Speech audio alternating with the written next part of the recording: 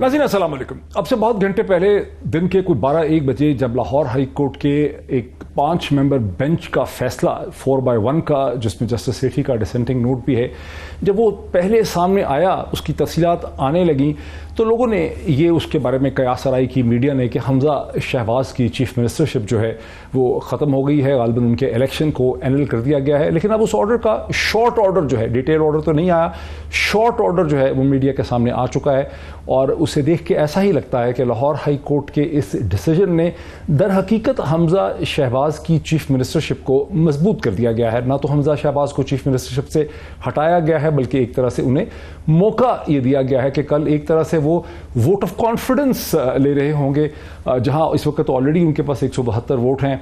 अता तारड़ साहब का PMLN के जो स्पोक्स पर्सन है, उनका ये क्लेम है कि 5 मजीद उनके रेबल MPs जो हैं वो भी उन्हें सपोर्ट करेंगे और यूं उनके पास 177 वोट होंगे।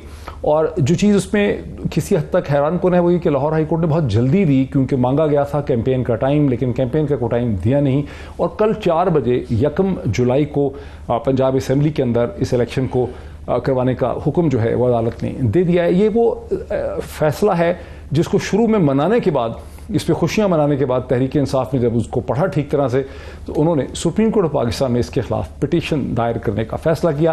क्या सुप्रीम कोर्ट ऑफ पाकिस्तान इतनी जल्दी इस पिटीशन को सुन पाएगी? ये भी एक बहुत बड़ा सवाल हमारे पास है। जो फैसला आज आया है उसकी पंजाब की पॉलिटिक्स और पाकिस्तान की पॉलिटिक्स पे उसके क्या असरात मुरतब होंगे, ये भी सवाल हमारे सामने है। स्टूडियोज़ में मेरे साथ तशरीफ़ रखते हैं सेनेटर शिबली फराज साहब, सीनियर रहनुमा हैं, मिनिस्टर पाकिस्तान तहरीक इंसाफ के, minister for science and technology रह चुके हैं। Very warm welcome to him. मुझे ज्वाइन कर सकेंगे पाकिस्तान पीपल्स पार्टी के रहनुमा जनाब सैयद नासिर हुसैन शाह साहब, कराची से एक वीडियो लिंक के जरिए। अनीक नाजी साहब प्रोमिनेंट एनालिस्ट हैं, मुझे ज्वाइन कर रहे हैं इस वक्त। Very warm welcome to him. Khalid Raja साहब former federal minister for law in Pakistan, मुझे पहले पार्ट में फ़ोन के ऊपर ज्वाइन कर रहे हैं, फॉरमोस्ट कॉन्स्टिट्यूशनल एक्सपर्ट है। वहीं से मैं बात का आगाज़ कर लेता हूँ। खालिद राजा साहब, ये जो फैसला हमारे सामने आया है 4/1 के डिसेंटिंग नोट में, जिसमें जस्टिस साजिद सेठी जो हैं उनके डिसेंटिंग नोट के एतबार से, तो अगर आप सुप्रीम कोर्ट की सही इंटरप्रिटेशन ये बनती है जो 63A1 की इंटरप्रिटेशन सुप्रीम कोर्ट ने दी है, उसके नतीजे में तो इलेक्शन ही कलअदम हो जाना चाहिए और यूं उस्मान बुज़दार रिस्टोर हो जाते हैं कि सूरत हाल वहाँ वापस चली जाती है जहाँ 16 अप्रैल को थी। आप इस डिसीजन को कैसे देखते हैं? मैं समझता हूँ उनका इलेक्शन जो है कलअदम करार दे दिया गया है, सुपर स्ट्रक्चर है दैट फॉल्स डाउन। वो फिर चीफ मिनिस्टर नहीं रहते, वो नहीं रहते चीफ मिनिस्टर, तो फिर एक ऑर्डर होगी कि हाँ जी जो साबिक चीफ मिनिस्टर है उनको आप अस्यूम करेंगे कि हाँ वो आधे घंटे के लिए या घंटे के लिए वही होंगे चीफ मिनिस्टर, और उन्हीं के ताबे फिर ये जिसे आप वोट ऑफ कॉन्फ्रेंस कर रहे हैं, उन्हीं के ताबे रीपोल होगा। नहीं, लेकिन ये तो फैसला नहीं किया ना, जो 4/1 का डिसीजन है उसमें तो ये फैसला हुआ है कि हमजा शहबाज चीफ मिनिस्टर रहेंगे उस वक्त तक जब तक वोट होता नहीं है। अगर वो वोट में अक्सरियत नहीं ले सकते फिर वो चीफ मिनिस्टर नहीं रहेंगे। लेकिन फिर सेकंड ऑप्शन दिया है कि री-रन होगा, अगर पहले पोल में 186 का नंबर नहीं आता तो सेकंड उसका रन होगा, उसमें जो भी मेजॉरिटी ले लेगा वो फिर दोबारा चीफ मिनिस्टर बन जाएंगे। तो यूं हमजा शहबाज जो हैं उनको स्ट्रेंथन कर दिया है पॉलिटिकली इस डिसीजन ने। अगर शॉर्ट ऑर्डर यही है तो फिर तो मैं समझता हूँ कि जो रीपोल है वो in fact kind of vote of confidence ही हो गया फिर। जी बिल्कुल ऐसा ही है। इसकी स्पिरिट जो है उसको वोट ऑफ कॉन्फिडेंस कहा नहीं गया, लेकिन उसकी तमाम साख्त इसी किस्म की है कि ये एक तरह से वोट ऑफ कॉन्फिडेंस लेने के लिए कह दिया है। पहले तो ये था कि उन्होंने कोर्ट ने ऑर्डर किया है कि रीपोल होगा। जी रीपोल होगा, कल रीपोल भी इस पे होगा। अच्छा मेरे साथ रहिए, आप मेरे साथ रहिए, मेरे जरा सेनेटर शिबली फराज साहब की तरफ। आपकी पार्टी इसके खिलाफ एक पिटीशन लेके सुप्रीम कोर्ट ऑफ पाकिस्तान में जा रही है। जी देखें, बिल्कुल ये क्या है प्रे आपकी क्या होगी? देखें प्रे हमारी तो ये है कि पहली बात तो ये है कि जिस तरह की अभी आपने खुद कहा कि ये किस्म का वोट ऑफ कॉन्फिडेंस लेने की एक्सरसाइज है।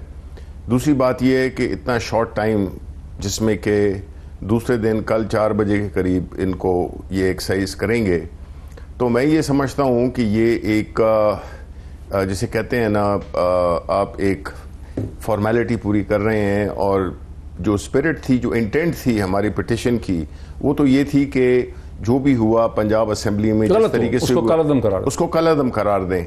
लेकिन वो एक किस्म का उसकी रीअफर्मेशन हो गई कि वो आप एक वोट ऑफ कॉन्फिडेंस, एक टैसिट उसका आप मतलब ये ले लें कि आप वो वोट ऑफ कॉन्फिडेंस ले लेंगे। तीसरी बात यह है कि देखिए, जहां तक हमारा ताल्लुक है, हमने इस पर कोई खुशियां नहीं मनाई। हमने शुरू में जो लीडरशिप थी उसने यही मीडिया में ट्वीट की गई, और हमने यही कहा कि ये ना इधर है ना उधर है, और ये जो है तो बजाय इसके कि मामलात को सुलझाए, ये मामलात को ये इशू उलझाएगा। तो हम उसमें हमारे दूसरी भी जो हमारा जो एक व्यू है वो ये है कि जिस तरह के एक फैसला दिया गया था, हमारे जो वो हैं रिजर्व सीट्स के मेंबरान हैं 5, तो उनकी नोटिफिकेशन इलेक्शन कमीशन नहीं कर रहा था। जो जस्टिस अब ये पता चला उसका हुक्म भी दे चुके हैं, लेकिन वो हुक्म शायद इधर तक पहुंचा नहीं है, क्योंकि वो हमें भी नहीं मिला। तो इससे क्या मतलब हुक्म नहीं मिला? नहीं, मतलब जो ऑर्डर है, ऑर्डर की कॉपी नहीं मिली आपको? ऑर्डर की इलेक्शन कमीशन को नहीं पहुंची है। This is what the contention is. तो अब ऐसे सूरत हाल में देखें ना, it becomes a mockery, it becomes a farce exercise. तो हमारा देखिए जी, बहुत ज्यादा हमारे पूरे मुल्क में जिस तरह के ये सिचुएशन क्रिएट कर दी गई है, बजाय इसके कि एक हल की तरफ जाएं हम, उसको मजीद वो गंदा किया जा रहा है, उसको मजीद कॉम्प्लिकेट किया जा रहा है कि एक आधा मुल्क का आपका सबसे बड़ा सूबा है पंजाब, और उसमें जो एक ढोंग रचाया गया है उसका गवर्नमेंट का, जिस तरह से इलेक्शन हुए, जिस तरह से कि पुलिस लाई गई, जिस तरह के हाई हैंडेडनेस दिखाई गई। लेकिन क्या सुप्रीम कोर्ट आपकी पिटीशन को सुबह सुबह सुन सकेगी? देखिए, हम तो उम्मीद ये करते हैं, बिकॉज देखें ये इशू है कि देखें ये एक मुल्क, सुप्रीम कोर्ट तारीख दे देगी आपको। देखें ये एक मुल्क है। अगर देखें ऐसा अगर हुआ कि if we could not get any relief, तो obviously we are not, this is not my party's decision yet formal, but this is the we'll boycott this, and again it will become a mockery. ये तो मतलब एक मजाक होगा कि आपने जो है तो एक एक्सरसाइज, एक वो किया है, पूरा की एक फॉर्मेलिटी पूरी की है। ठीक है। अच्छा, अनीक नाजी साहब की तरफ में अगर आ सकूं। अनीक नाजी, अस्सलाम वालेकुम। क्या हम ये कह सकते हैं कि जो डिसीजन आया है आज लाहौर हाई कोर्ट के लार्जर बेंच का, क्या इसको एक और डॉक्ट्राइन ऑफ नेसेसिटी कहा जा सकता है कि अदालत ने देखा कि ग्राउंड रियलिटी क्या है, और उस ग्राउंड रियलिटी के तहत ही उन्होंने जो है फैसला किया, उन्होंने लीगल इशू यहां नहीं देखा? डॉक्टर साहब, बिल्कुल मुनासिब आपने बात की कि ये जो है ना कि लीगल इशू नहीं देखा, कानून नहीं देखा। ये परसेप्शन कि जो कुछ भी हो रहा है रियासत में, जो सियासत में जो कुछ हो रहा है, ये कि रूल्स ऑफ गेम, कॉन्स्टिट्यूशन की जो सुपरमेसी है उसको सामने रखते हुए नहीं हो रहा। ये कुछ इस तरह की पावर पॉलिटिक्स हो रही है जो देखने में कुछ है और एक्चुअल कुछ है। ये जो शकूक व शुबहात पाए जाते हैं पॉपुलर लीडरशिप में, अच्छा पॉपुलर लीडरशिप से मेरी मुराद पीटीआई तो खैर इस वक्त ऑब्वियस है, लेकिन मतलब उनके इतराज ऑब्वियस है, मैं ये कह रहा हूँ। लेकिन पॉपुलर लीडरशिप में खुद नून लीग भी आप देखते हैं कि उनका भी एक बहुत बड़ा हल्का जो है वो एक शक की निगाह से देख रहा है मौजूदा जितनी भी डेवलपमेंट्स है, और अपने वो एतराजात रखता है और बड़े वैलिड पॉइंट्स रखता है। पीपल्स पार्टी में फिलहाल इस तरह की कोई यानी वो ज्यादा बेचैन नहीं है, क्योंकि उनके पास खोने के लिए अभी ये उनका कुछ दाव पे नहीं लगा हुआ। सिंध हुकूमत उनके पास ही है, उन्होंने तो गेन नहीं किया। अच्छा, ये आपने बड़ा इंटरेस्टिंग कमेंट किया कि पीपल्स पार्टी यानी जो सारी महाज आ रही है, ये अब इस सारा जो थिएटर बन गया है पॉलिटिकल कॉन्फ्लिक्ट का, इसमें पंजाब के अंदर दो पार्टीज खड़ी हैं, तहरीके इंसाफ और पीएमएलएन, और पीपल्स पार्टी बिल्कुल डिसपैशनेट है। हम जब पीपल्स पार्टी के लोग हमारे साथ प्रोग्राम्स में आते हैं, ऐसा लगता है कि न्यूट्रल है, वो असल न्यूट्रल है, वो बिल्कुल जज्बाती तौर पर इन्वॉल्व ही नहीं इस पूरी सिचुएशन। इसकी क्या वजह है? वो बहुत आराम से कर रहे हैं। आपने आज ही की खबर पढ़ ली होगी, आसिफ अली जरदारी ने 2 घर गुलबर्ग में खरीद लिए हैं, तीसरे पे उनकी बात चल रही है। वो बार बार कह चुके हैं कि हम पंजाब में अब जाके बैठेंगे। वो ये भी कह चुके हैं कि पंजाब में बैठने का वक्त आया ही अब। तो यानी अब वो यानी नून लीग का अगर वोट बैंक मौजूदा महंगाई, लोड शेडिंग और इन सारी सूरत हाल से, अगर नून लीग का वोट बैंक, यानी वो नहीं कमिटेड वर्कर की बात मैं नहीं कर रहा, पार्टी को तो रहता ही है हर हाल में, वो जो इनडिसाइसिव लोग जिन्होंने वोट देना होता, मैं उस वोट बैंक की बात कर रहा हूं, उनमें से जो लोग बदजन होंगे, अब उन पर अपना अपना यार पावर गेम में पीटीआई कोशिश करेगी, पीपल्स पार्टी भी कोशिश करेगी, क्यू लीग भी कोशिश करेगी कि उनके हिस्से में आए। तो ये खेल जारी है। डॉक्टर साहब, मेरी गुजारिश सुन लीजिएगा, मैं अपनी बात का इख्तिताम कर रहा हूं। झगड़ा इंतकाले इक्तदार का है। ये जो कुछ हम देख रहे हैं ना, ये ट्रांसफर ऑफ पावर का झगड़ा है। ट्रांसफर ऑफ पावर के दो ही तरीके हैं, एक आइन के तहत होगा, दूसरा बंदूक या तलवार के तहत होगा। इंसानी तारीख पूरी गवाह हजारों साल। हमारे यहाँ ये ट्रांसफर ऑफ पावर पे चीजें अड़ गई हैं। उसकी वजह यह है कि रूल ऑफ लॉ नहीं है, ना ही किसी को उस पर एतबार है। ना इलेक्शन कमीशन की वो मतलब मामलात है, ना जुडिशरी के वो मामलात है, ना पार्लियामेंट के वो मामलात है, ना बाकी इदारों के वो मामलात है। जब तक ये गहरी धुंध रहेगी तो उसमें फिर ये जो खींचातानी जब तक रहेगी और जोरावर जत्थे एक दूसरे के ऊपर हमलावर होकर यानी अपने मसल की पावर के मुताबिक ताकत को छीन ले जाने में कामयाब रहेंगे, हम इस यानी जो है ना क्राइसिस ऑफ कॉन्फिडेंस, हम इससे नहीं निकल सकते। और इस खींचातानी में कौन सी इकोनॉमी, कहां की स्टेबिलिटी, हाल देख लीजिए अफगान तालिबान क्या कह रहे हैं और टीटीपी क्या कह रही है, और हम किन चीजों में उलझे हुए हैं। हम किस चीज में उलझे? अनेक बहुत जबरदस्त, माशाल्लाह, बड़ा ही ब्रिलियंट और बड़ा आपने आर्टिकुलेट तरीके से इसको एक्सप्लेन कर दिया। अगर इसी बात को लेकर मैं अगर इन्वॉल्व कर सकूं क्विकली जनाब खालिद रांझा साहब को, नासिर अली शाह साहब भी मेरे साथ हैं, फिर मैं उनकी तरफ भी। नासिर अली शाह साहब, मैं इससे पहले कि खालिद रांझा साहब की तरफ आऊं, चूंकि आप शुरू में मेरे साथ नहीं थे, इसकी क्या वजह है कि हम मसलसल ये देख भी रहे हैं, सुन भी रहे हैं, ये PMLN के हमारे दोस्तों की तरफ से शिकवा भी है, PTI वाले इसका मजाक भी उड़ाते हैं कि पीपल्स पार्टी इस पूरी सियासत का सिर्फ एक स्पेक्टेटर है। पीपल्स पार्टी जज्बाती तौर पर, सियासी एतबार से, नफसियाती तौर पर इस पूरी सियासत का हिस्सा ही नहीं है, सिर्फ तमाशा देख रही। क्या वजह है इसकी?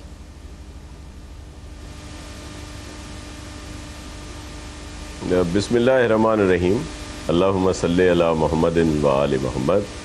सर, ये मिसपरसेप्शन है, ऐसा बिल्कुल नहीं है। पाकिस्तान पीपल्स पार्टी इस वक्त PMLN के साथ खड़ी है और जो भी फैसले हैं सबके मुत्तफ़िका फैसले हैं, मुशावरत से फैसले हैं। ये पता नहीं क्यों इस तरह की बात सबके पास आ गई है कि जी पीपल्स पार्टी जो है वो सब कुछ नून के खाते में ही जा रहा है और बड़ा वो मज़ा ले रहे हैं। ऐसा बिल्कुल नहीं है। और फिर ये जो बहुत सारी बातें आ रही हैं वहाँ पे, जो अभी मैं सुन रहा था कि जी वो ज़्यादा, जी मुझे जी अनीक साहब ने कहा, मेरे लिए बड़े मोहतरम हैं अनीक साहब, लेकिन पाकिस्तान पीपल्स पार्टी क्यों ना करे?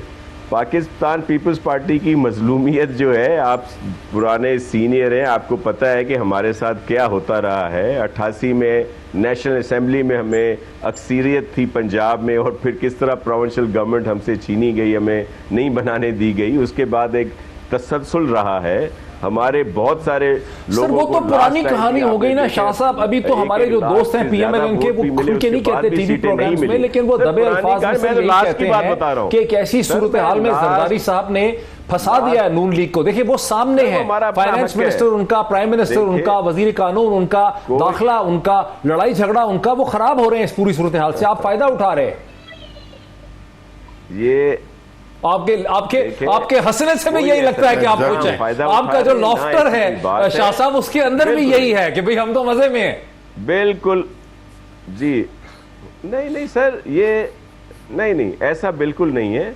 अल्हम्दुलिल्लाह हम हमेशा इसी तरह रहते हैं, जिस तरह के भी हालात हों, लेकिन हमारा एक वोट बैंक रहा है, हम क्यों अपने उस पर नहीं आएंगे। लेकिन ये जितनी वजारतें अगर हैं PMLN के पास, तो ये उनकी अपनी सवाबदीद भी थी, लेकिन हम उनके सब फैसलों में हैं। देखें आसिफ अली जरदारी साहब ने तो बहुत सर वो ये कहते हैं कि आप लोग कोई जिम्मेदारी की वजारत लेना ही नहीं चाहते थे साहब का, और सारा हो गया था, लेकिन वो हुआ नहीं। वजारत ले ली, प्रोफाइल बिल्डिंग के लिए फॉरेन ऑफिस ले लिया।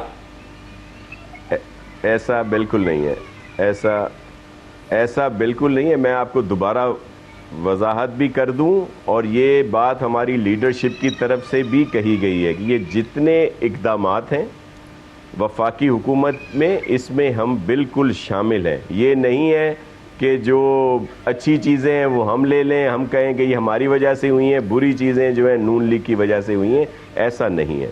ये सब लोग एक साथ हैं, जितने भी इस वक्त एलाइज़ हैं वो उनका एक ही बात है। मैं सिर्फ अर्ज़ ये कर रहा हूँ कि ये जो कानून की अभी बात हो रही थी, ये जो फैसला भी आया है, शिबली साहब मेरे बड़े मोहतरम हैं, वो कह रहे थे जी देखें पता नहीं क्या से क्या हो रहा है।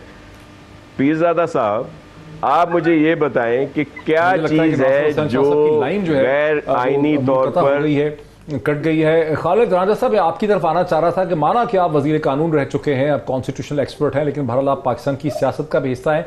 अभी आपने अनीक नाजी साहब को सुना, मैं उनसे इत्तफाक करता हूं कि इस पूरी सियासत का जो विक्टिम है पॉलिटिकली तौर पर वो पीएमएलएन है। पीएमएलएन सामने है, महंगाई का भी उसको सामना करना पड़ रहा है, लॉ एंड ऑर्डर का भी करना पड़ रहा है, सारा नैरेटिव उसके खिलाफ शेप हो रहा है। आपका इस पे क्या रद्द अमल है? मुझे तो आज की डॉन का अगर आपने देखा है वो कार्टून, मुझे तो अक्कासी करता है वो कार्टून जो आप बात कर रहे हैं कि यहाँ शहबाज शरीफ साहब अपनी कमर के ऊपर बहुत बड़ा बोझ उठाए हुए हैं और बड़ी अजियत में हैं, और साथ ही जो लोग दूसरे MNAs हैं साथ बैठे हुए जो अगले पीपल्स पार्टी, तो लगता यूं ही है कि जितनी इसका जो मैं कह रहा हूँ एज अ स्पीक मैन कि जितनी खराबी नजर आती है वो जा रही है नून के खाते में। अगर कोई डैमेज हो रहा है तो नून को हो रहा है। बेशक अगर पीपल्स पार्टी की राय शामिल है बीच में होगी, लेकिन नजर नहीं आती है सच। तस्वर यही है कि it is Peoples Party, it is Noon baby, और वही जिम्मेदार है तमाम तर मुश्किलात।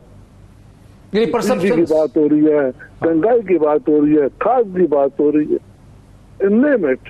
तो उस मैं समझता हूँ कि जो पब्लिक परसेप्शन है, मैं कोई शहादत की बात नहीं कर रहा, in public perception people are blaming Noon League for all what is going wrong and no credit is being given to Noon League, और पीपल्स पार्टी जो है वो it is being show as a silent spectator. Silent spectator. अच्छा, यहां रोकिए जरा, मेरे पास 1 मिनट है ब्रेक से पहले। शाह साहब, नासिर हुसैन शाह साहब, आपकी लाइन कट गई थी। देखें, खालिद रांझा साहब का भी इस्तदलाल यही है कि ठीक है आप आके कह देते हैं कि जी हम फैसलों को सपोर्ट कर रहे हैं, लेकिन पब्लिक परसेप्शन में आप कहीं नहीं है। पब्लिक परसेप्शन में वजन सारा जो बोझ है वो शहबाज शरीफ साहब की हुकूमत पे पड़ रहा है, उनकी कैबिनेट पे पड़ रहा है, उन पे।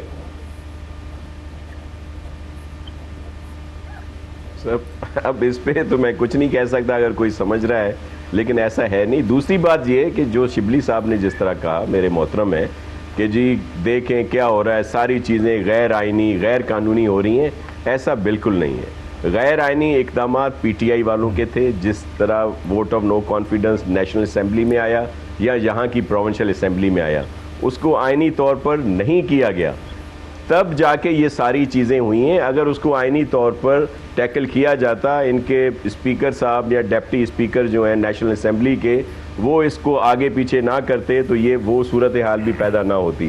पंजाब में भी जिन भी अरकान ने वोट दिए, हमजा शहबाज शरीफ साहब जो है इलेक्ट होके आए, लेकिन इसके साथ असेंबली में हुआ क्या?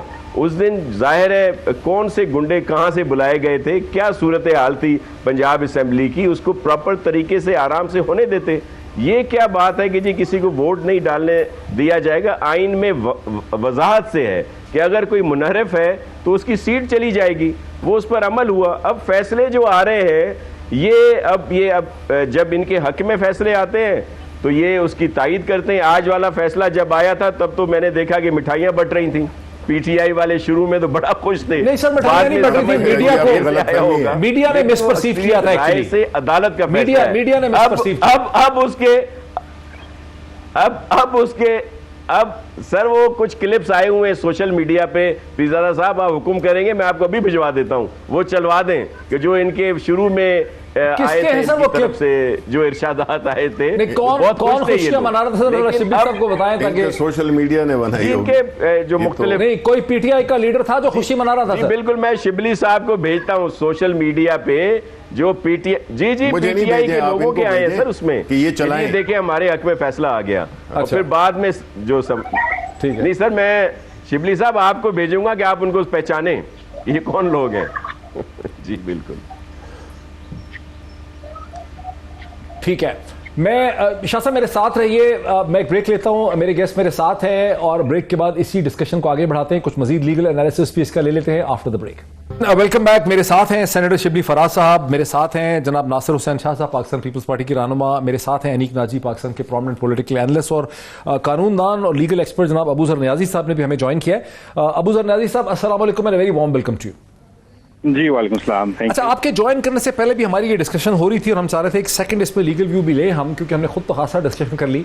दो किस्म के लॉजिक्स जो है, क्योंकि मैं ये समझता हूँ, मैं हमेशा ये कहता हूँ अपने प्रोग्राम्स वीलॉग्स में जगह जगह कि लॉ बेसिकली तौर पर एक ऐसी सोशल साइंस है जो लॉजिक की एप्लीकेशन है, मतलब it is the societal application of logic. तो लॉ अपने आप को लॉजिक से डिराइव करता है।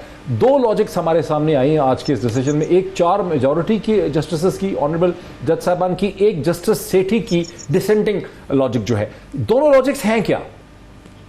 देखिए मुईद साहब, सबसे पहले तो हम डिस्कशन करते रहे पिछले 2 हफ्ते में कि जो सुप्रीम कोर्ट की जो जजमेंट थी 63A की इंटरप्रिटेशन, क्या वो रेट्रोस्पेक्टिव थी कि प्रोस्पेक्टिव थी। एक चीज तो क्लियर हो गई, that was retrospective in operation. हमने भी यही कहा था और ये कोर्ट में भी दोनों साइड्स ने ये कहा, मिनॉरिटी व्यू ने भी और मेजॉरिटी व्यू ने भी यही कहा है। अब साथ इसमें ये देखने की जरूरत है कि जो मिनॉरिटी की रीजनिंग है वो मेजॉरिटी की रीजनिंग से डिफरेंट है। अब मेजॉरिटी ये कहती है कि हमजा शहबाज का जो इलेक्शन हम उसको भी सेट असाइड नहीं कर रहे, हम उसको इलीगल डिक्लेयर नहीं कर रहे। क्यों नहीं कर रहे? इसकी लॉजिक क्या है कि जब अगर वो लॉजिक बता रहा हूँ, लॉजिक क्या है, मतलब वो तो अगर वो वोट डल ही नहीं सकते थे, वो वोट ना डलते, वो जब वॉइड एब इनिशियो हो गए तो फिर हमजा बने नहीं चीफ मिनिस्टर कभी। आई हम्बली सबमिट, और मैं बड़ी क्या कहते हैं कदर से हाई कोर्ट की जजमेंट को रिस्पेक्ट करता हूँ, लेकिन आई डिसएग्री विद इट। मेरा देखें, इसमें उन्होंने ये कहा कि इसलिए सेटिस्फाइड नहीं कर सकते क्योंकि जी जो हाई कोर्ट की जो 197 में से जो 25 मेंबर के अगर डिफेक्टिंग वोट काटे हैं तो क्या हमजा साहब के पास सिंपल मेजोरिटी आती थी कि नहीं आती थी। इसके लिए इसको डिप्टी स्पीकर को हम डायरेक्शन करें कि वो वोट काउंट करे, वो 25 माइनस करके चेक करे।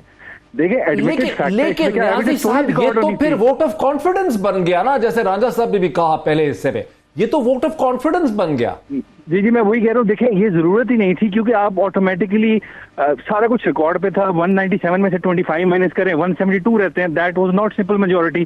तो ऑटोमेटिकली हमजा शहबाज का इलेक्शन जो था वो वॉइड एब इनिशियो हो गया, इसको सेट असाइड करना चाहिए था। तो यही रीजनिंग जो थी वो जस्टिस सेठी साहब ने दी। उन्होंने कहा कोई जरूरत नहीं है वोट को दोबारा काउंट करने की 25 माइनस करके, क्योंकि ऑटोमेटिकली पता लग रहा है 172 वोट पड़े हैं उनको, तो 186 रिक्वायर्ड थे, तो इस वजह से वो इलेक्शन इलीगल था। मैं उसको सेट असाइड कर रहा हूँ और इंटरिम जो सीएम थे उस्मान बुज़दार साहब, उनको मैं रिस्टोर कर रहा हूँ। तो इस वजह से मेरे ख्याल से जो सेठी साहब का व्यू था वो एज पर लॉ था, मेरी अंडरस्टैंडिंग है, as per law and logic था। अच्छा, अब जरा इस पे मेरी अंडरस्टैंडिंग के मुताबिक वही डिसीजन। चले अब आ जाए पीपल्स पार्टी पे। क्यों जी आप पे इल्जाम है नासिर हुसैन शाह साहब के, आप तो डिफेंड नहीं करते पीएमएलएन को, ये कोर्ट की डिसीजन की लॉजिक को आप कैसे देखते हैं नासिर हुसैन शाह साहब? फिर शिबली साहब पे आप देखिए, बहुत एहतराम के साथ कोर्ट के बड़ा एहतराम है हमें, लेकिन ये जो फैसले आ रहे हैं अब उन पर हमें रिजर्वेशंस तो है, हो सकती है ना सर, उनको मानना तो पड़ेगा। मुझे ये बताएं कि जब आइन में एक तरफ बिल्कुल वजाहत से है कि अगर कोई अपनी पार्टी उसके खिलाफ वोट देता है तो उसको डी सीट हो जाएगा, तो जब उसका वोट कारगर होगा उसके बाद ही वो डी सीट होगा। तो ये जो एक पहले भी फैसला आया है कि जिसमें कहा गया कि इसको काउंट ही ना किया जाए, मुझे तो उस पर भी रिजर्वेशन है, बड़े एहतराम के साथ कोर्ट्स के फैसलों के ऊपर। और फिर ये शुरू कैसे हुआ है, जब एक सिंपल नो कॉन्फिडेंस आई किसी भी चीफ मिनिस्टर के खिलाफ, या चीफ मिनिस्टर साहब ने खुद रिज़ाइन कर दिया, जो दूसरे चीफ मिनिस्टर साहब थे जिनको उन्होंने नॉमिनेट किया था चौधरी परवेज़ इलाही साहब, वो भी हमारे मोहतरम हैं, वो जब वोट नहीं ले सके, उन्होंने इलेक्शन होने नहीं दिया। जब इलेक्शन हो रहा था, जिस तरह हमजा साहब के अरकान उस दिन आए असेंबली में और जो वहाँ पे जो भी कुछ हुआ आप सबके सामने है, अगर उस प्रोसेस को प्रॉपर चलने दिया जाता तो ये सारी नौबत ना आती। मसला है कि आइन के ऊपर चलना नहीं है, जो चीज़ अपने हक में हो वो पीटीआई ने माननी है, जो नहीं हो वो नहीं माननी। तो ये जो आने वाले इलेक्शन है ये कैसे ये मानेंगे? ये तो अच्छा, अब जरा पीटीआई को डिफेंड करने दे। शिबली फराज साहब कह रहे हैं कि मुझे फर्नीचर के तौर पे यहां बैठा है। एक मिनट साहब, बिल्कुल एक मिनट जी, मैं मतलब I have to give my बिल्कुल दे 2018 के इलेक्शन पर बैठना चाहिए। शाह साहब रुक जाए जी। नासिर हुसैन शाह ने कहा है कि जी, और आप लोगों ने भी कहा कि जी इसमें तो पीपल्स पार्टी को कोई फायदा नहीं हो रहा, पीपल्स पार्टी साइड नहीं, पे है, फायदा नहीं हमने नहीं, आपने कहा ना कि हमने साइड पे relax बैठी है, बैठे they're हैं। enjoying, they're हाँ, enjoying, हाँ, they're enjoying। और एन ने वो किया। अब जो है तो इन दोनों का जो मकसद था वो एक था। बेनिफिशियरी कौन है? पीपल्स पार्टी भी बेनिफिशियरी है, नून भी बेनिफिशियरी है एनआरओ लेने के। ये इन्होंने सबसे पहला काम किया कि अपने आप को एनआरओ दिया। दूसरी बात, चूंकि नासिर हुसैन बैठे हुए हैं कि कराची में जो अभी जो रिगिंग की है इन्होंने, वो रिकॉर्ड है, हम नहीं है, ये हम ऑपोजिशन नहीं, हम इनके अपने जो अलाइज है, JUI है, MQM है, वो इन पे जिस तरह के इन्होंने इलेक्शन किए हैं, दैट्स अ शैम। और मुझे अफसोस होता है कि नासिर शाह कानून और आईन की बात करते हैं। दूसरी बात, इधर मैंने आपके जितने भी तजियाकार थे, चाहे वो लॉयर्स थे या अनीक नाजी साहब हैं, बड़ी अच्छी बातें की। एक बात किसी ने नहीं की है, वो कौन सी? फायदा नुकसान की। जी नून को फायदा है, इसको नुकसान है, इसको छोड़ें जी। मुल्क को नुकसान हो रहा है, ये जो तमाशा लगा हुआ है, सही है। अवाम तकलीफ में है, उनकी हमें दादरसी करनी है। बिकॉज ये हम तो यहां पे बैठे हुए हैं, अवाम इस एनआरकी में आ गए हैं। लेकिन नाजी साहब ने कहा ना, अनीक ने कहा कि कौन सी इकोनॉमिक स्टेबिलिटी आ सकती है जब इसे कहते हैं ना, अवाम का लफ्ज अगर हम इस्तेमाल कर लें तो जरा मुझे भी तसल्ली हो जाएगी और हम पॉलिटिकल लोगों को, बिकॉज हम अवाम की ताकत से आते हैं, ठीक है ना। तो अवाम का जो बेड़ा गर्क हो गया है, जो महंगाई की हालत है, जो लोड शेडिंग है, और जो इवन अच्छा पीपल्स पार्टी की भी बात कर लेना, जो इन्होंने जो लिए हैं इन्होंने, आप मुझे ये बताएं कि जो फॉरेन मिनिस्ट्री इन्होंने पकड़ी हुई है, हमें तो कुछ नजर नहीं आया। हमें तो ये नजर हो गया कि पाकिस्तान बिल्कुल आइसोलेट हो गया। हमें उधर जो एक इंपॉर्टेंट चाइना में मीटिंग हुई थी, हमें बुलाया तक नहीं गया। ब्रिक्स की साइडलाइन पे, ब्रिक्स की साइडलाइन पे डायलॉग तो मतलब कहने का ये है कि जी ये आए हैं एक ही मकसद के लिए, और वो ये है कि जिस तरह कानून का, आईन का और अवाम की कॉस्ट पर, अवाम की कीमत पर और मुल्क की कीमत पर जो हमारी इकोनॉमिक सिक्योरिटी को इन्होंने कंप्रोमाइज किया है, ये सारे ये इनका पॉलिटिकल फायदे नुकसान छोड़ दें, ये मुजरिम है। और ये इनसे अवाम इसका सवालात पूछेगी कि इन्होंने मुल्क को एक ऐसे गैर कानूनी तरीके से, ये जो 20 मेंबर ले गए थे नासिर हुसैन शाह के सिंध हाउस में, इधर क्या हुआ था? वो इनको क्या खाने पे बुलाया था? आपने उनको अगवा करके उनको सिक्योरिटी दी थी उन लोटों को। अच्छा, सारे मीडिया ने देखा। अब अच्छा, मैं इसमें नासिर का भी व्यू ले लूं। अनीक नाजी साहब, थोड़ा सा आवाम की ये बात कर ले। मैंने कल अपनी गाड़ी में पेट्रोल डाला था तो 9,900 रुपए के, 10,000 रुपए का मेरा जो है टैंक भरा है होंडा गाड़ी का, 10,000 रुपए का। मैं तो चले अफोर्ड कर ही लूंगा किसी ना किसी तरह से। आवाम का क्या हशर हो रहा है इस वक्त?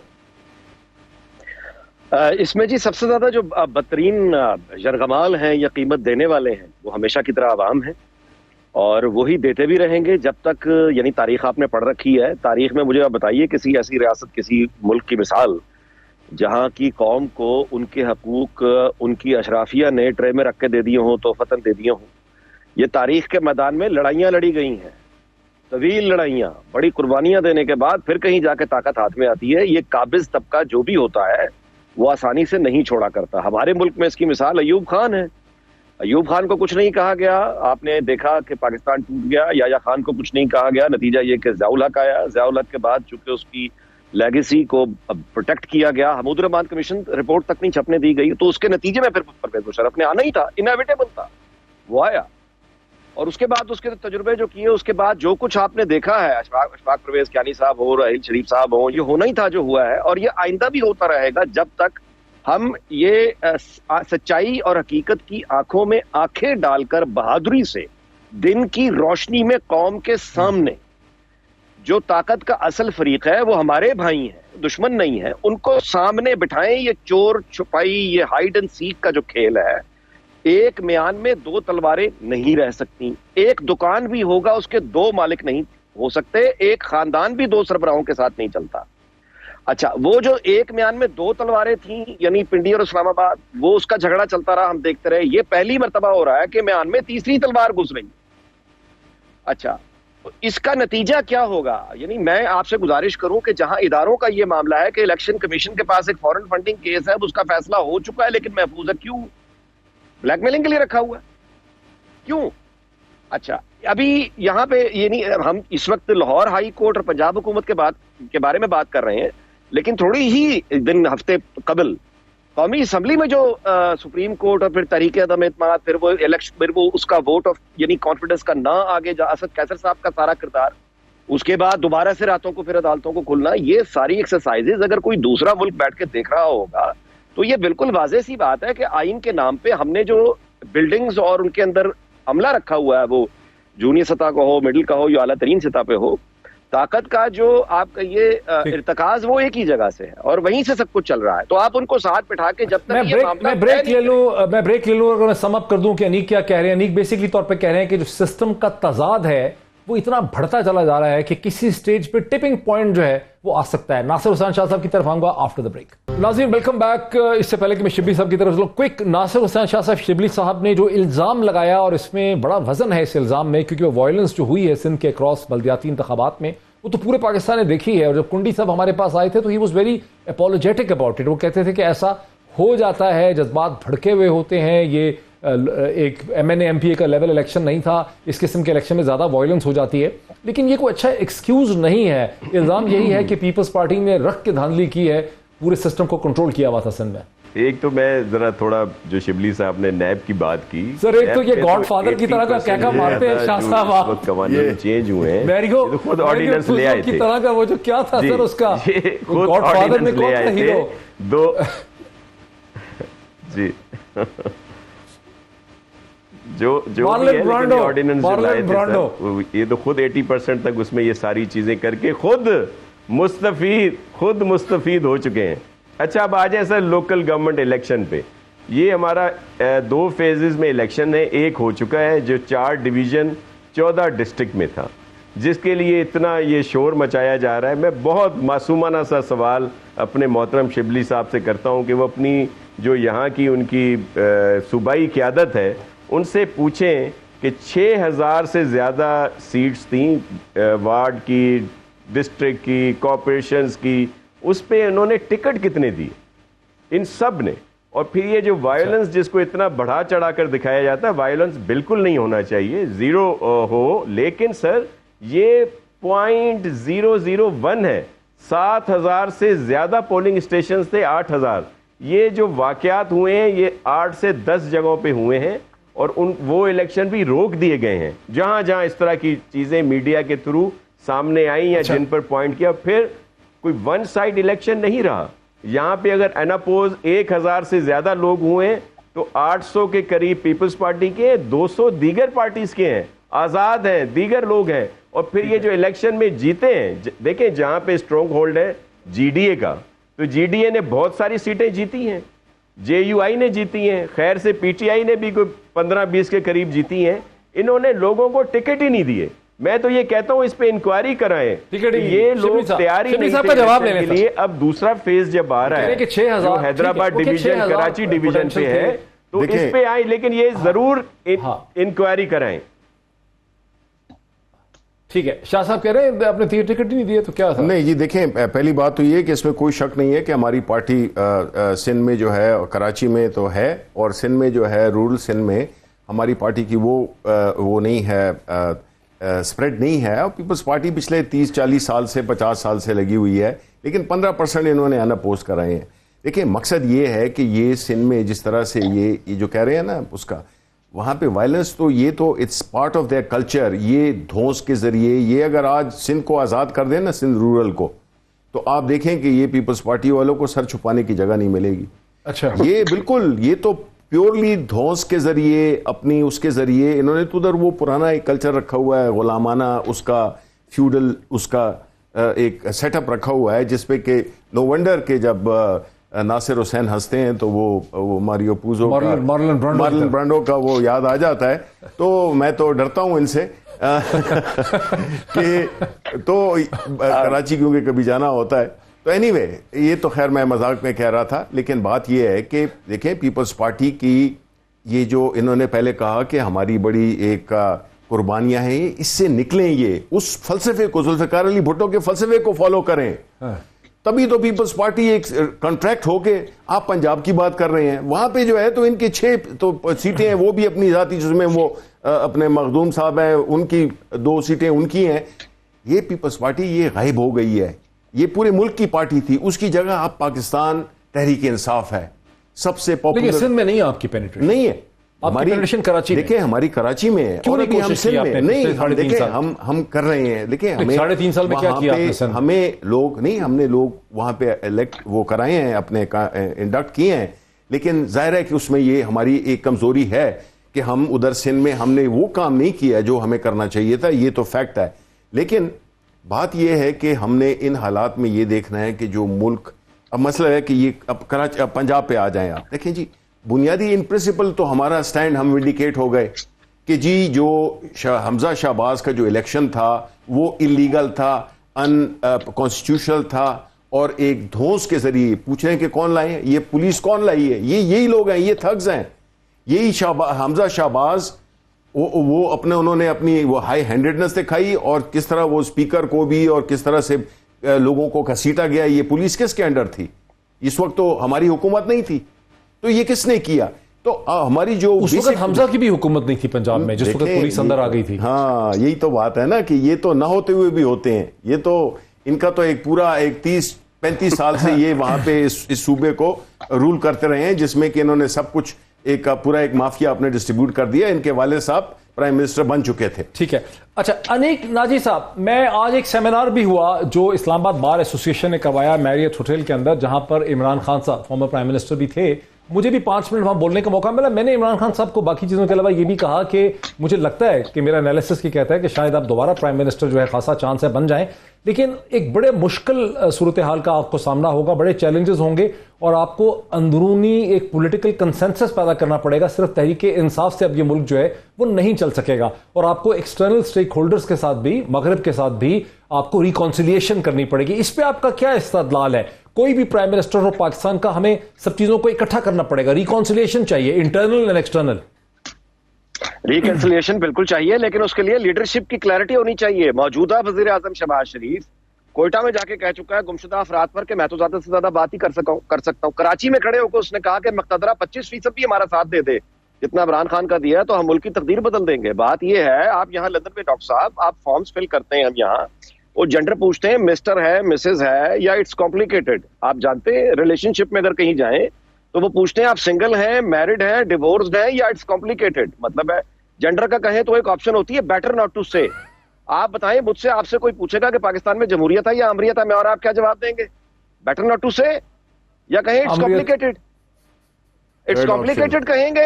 अगर आमरियत है तो फिर ये अपना इतनी बड़ी ताम झाम नेशनल असेंबली, सूबाई असेंबली, एमपी, वुज़रा, ये सरकारी खजाने के पैसे किस चक्कर में जा रहे हैं? आमरियत सीधी लेकर आए, चलाएं मुल्क। वो चलता नहीं है, इनको लाके बिठा देते हैं। जब ये आके बैठते हैं इनको भी काम नहीं करने देते, फिर पीछे अपनी, मेरा मतलब है वो पहुंचना कहां है, जाना कहां है, करना क्या है और किसने करना है, लीडरशिप है किसके पास?